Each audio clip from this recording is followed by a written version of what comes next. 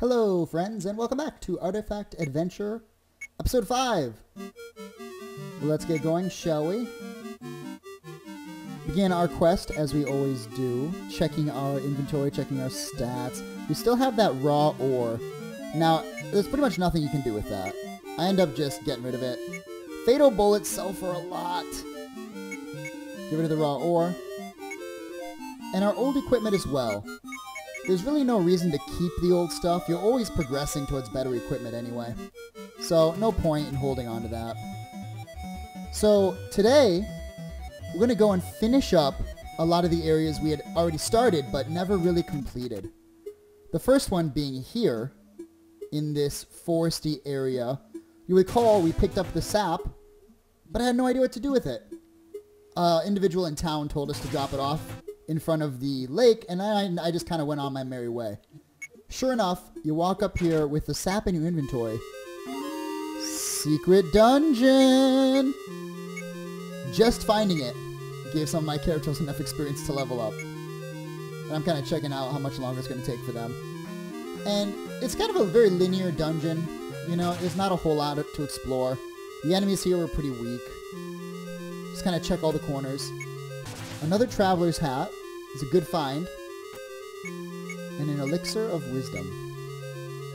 We're giving all the intelligence increasing items to the shaman, since he's basically our massive damage dealer thanks to his huge intellect. You know, in school, your teachers always tell you it's not the strongest man that pushes the most rocks. It's the man who invents the machine that does it automatically, and then the rocks just push themselves. Sort of the case in this game as well. And up here we have a large axe and a longbow. Two new items. We could have purchased these in town, but, you know, the large axe is two-handed. That means you have to drop your shield to use it. And defense for your frontliners, probably a little bit more important. So we talk to this artifact. He speaks in riddles.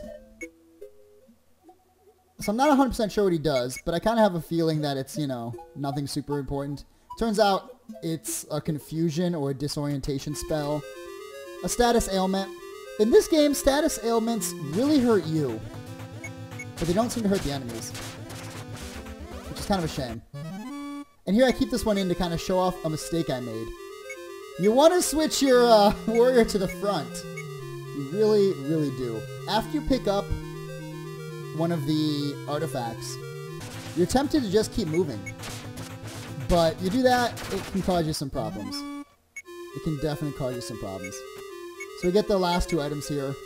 A breastplate, which we had just purchased for everybody in town. Isn't that always the case? Isn't that always the case? You go back to an older dungeon to finish exploring, and you find items that are not as good as the stuff you just bought. That's life. Anyway, moving on. We need to get out of the forest. I think we're pretty much done here. You know, there's not really anything else, as far as I know, in this area. So, we clear out some enemies, you know, easy fights. We make our way to the exit. And you might recall, this is not the only dungeon that we partially completed. So, let's return back using the King's Return. Great spell, by the way. Super useful. The cheap inn. If you can go to the cheap inn, why wouldn't you? I guess, yeah, if it's more time consuming. But, whatever. 20 gold, everybody's back up to snuff. Sell off some of the junk we picked up along the way. And you might notice our money system, our money reserves are out of control. We're just like, we're bulking up on the money. Still buying medical herbs. You know, if I was a little bit smarter, which, you know, hindsight's 20/20, I think I would have gone for the magical water instead. But the medical herbs are still really good. Single heal. They heal about 70 or 75 when they're being used by Healy. Healy gets a lot more benefit from those medical items, but picking him to do the heal spells might have been a mistake, because his MP just isn't, you know, sufficient. But, you know, more on that later. Going back here, I guess there's still something to do. You might remember, perhaps, you might recall, stories of a bird attacking people here. Sure enough, if you go right at the entrance, you know, a direction I never went, there's a woman here studying the birds. You tell her that you got to kill the bird because there's a quest in town. She says, I'll give you a feather. You can pretend the bird has been killed. I'm thinking like, nah, this isn't going to work. But I take her feather. You know, I say yes because, you know, I'm a yes man. What can I say? I always say yes to the ladies. Get the cloak from her as well. The cloak is a speed boost, so I end up giving it to... Let's see. I think I give it to Monkey. Maybe I give it to Healy. I'm deep in thought here. I'm like, who takes it? Who takes it? I give it to the monk. The monk gets the speed boost. I'm not sure if the monk's speed has any impact on his chance to double hit. But, you know, it's nice to get the monk attacking before the other people do. And up here is where I thought the enemy would be, but it's empty. There's nobody there. So maybe by saying yes, I can't turn my back on her. I can't have lied to her. Which is a shame. I would have loved to have lied to that NPC. Yeah, I won't kill the bird. Don't worry about it. Immediately go up and kill the bird. But I come back here, and I think I'm going to tell this guy that I killed it. You know, see how that goes. So I come in here, I say, oh, the feather. Did you kill the bird? He says, look, I had somebody follow you. I know you didn't kill the bird. But you took care of it. It's not dead. It's just taken care of. Gives us 100 gold. Like, wow. I wonder what the reward is if you actually kill the bird. That's another choice for a second playthrough. To see what happens if you actually kill the bird. So, didn't kill the bird. Got the 100 gold, which is a really pathetic reward. But we're so loaded with money. I figure we have to come down here and buy one of these warehouse keys. But first, let's learn about the relics. On the left, you have the healing relic. In the middle, you've got an anti-poison. And on the side, on the right side, you've got a shielding relic. I think Healing Mist sounds perfect to me. We picked that up for our healer. 9 MP. Full party heal spell. So it's our first healing magic. We're like, I don't even know, maybe a fourth of the way through the game before we get our first healing spell. Which is kind of ridiculous if you think about it. I also take this one, the anti-poison one. I think it's going to protect us from poison. Turns out it's just an antidote spell.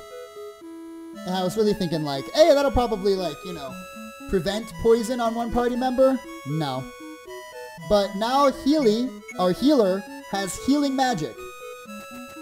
Now, I'm going to go ahead and spoil it for you because I think I discovered this in a fight that I end up cutting out. The healing magic sucks. It's terrible. It's like 40-ish, 35 to 40 HP on each character. So, the amount that it heals is so low, like Han Solo.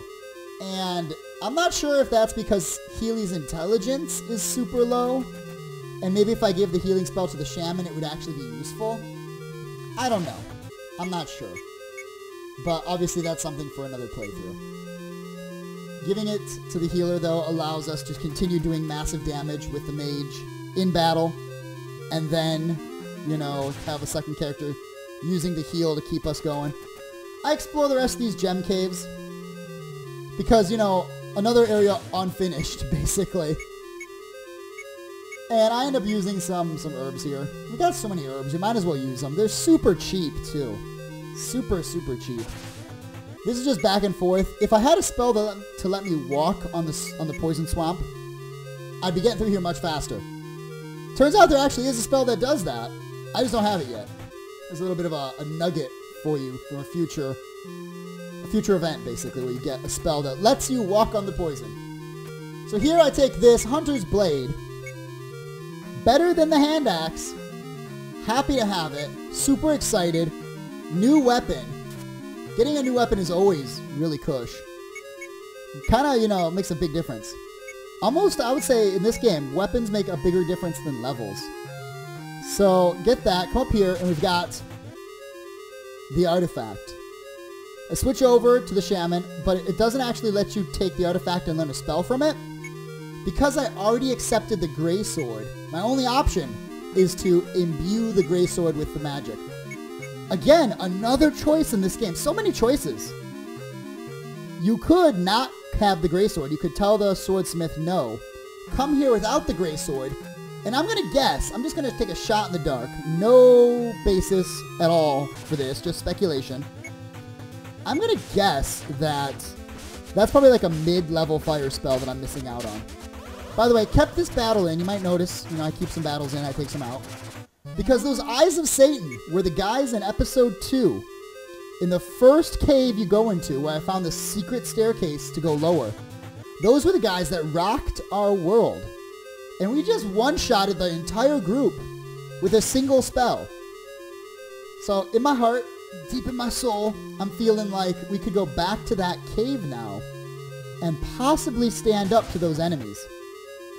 And find out what the secret is in that first cave, the one with the villager's dead son. Who gave you the traveler's sword. And then, if you kept going, there was a secret hidden staircase. Now, I'm not sure if that staircase is alluded to in another village somewhere. If I just got lucky and discovered it because the ground looked a little different and it's never discussed anywhere. I'm not sure. Either way, though, knowing that we can beat those Eyes of Satan with relative ease makes me think that that's the next location we should consider going. We've also leveled up to level 12. Our team is looking pretty sharp. They're obviously not, end game level, but we're looking pretty good, and we've actually managed to accumulate enough money to buy a ton of these optional relics as well. So now that I've found that cave, I come to tell the child, I'm like, hey, I found your cave. He doesn't care. He doesn't care at all. So we've got the sword. We give it to this guy, and he says, wait just a sec, and you can actually leave. But I come back and talk to him and collect the sword. He gives us this really new, powerful weapon, the Flame Blade. Now this weapon is better than it seems. First off, because everybody can equip it. And there are some characters that rarely get good equipped items. But this weapon everybody can put on, which is neat. Go to the cutlass. It also, and this is just, again, based on observation, it seems to do more damage to some enemies. So it probably has a flame element to it, which is why it does more damage to certain enemies. So at this point, we've cleared out pretty much everything in this area.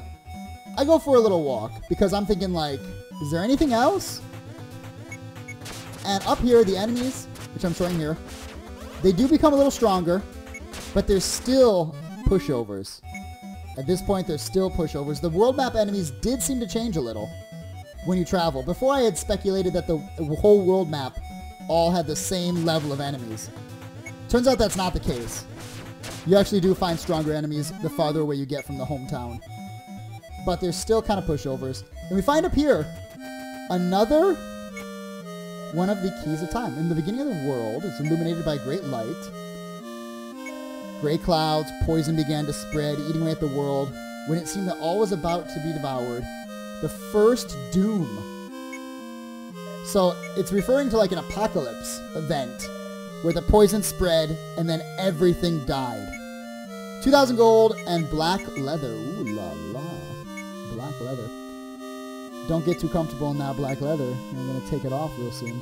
Put it on Monk. Plus 20 defense for him is good. Monk never seems to be able to put on anything. So it's good to find some new equipment for him. And up here we've got the same deal as before. The second door is open, the first door is open. Third door is still locked. And we can actually fast travel back to the castle this way. Ta-da! No need for an airship. Super convenient.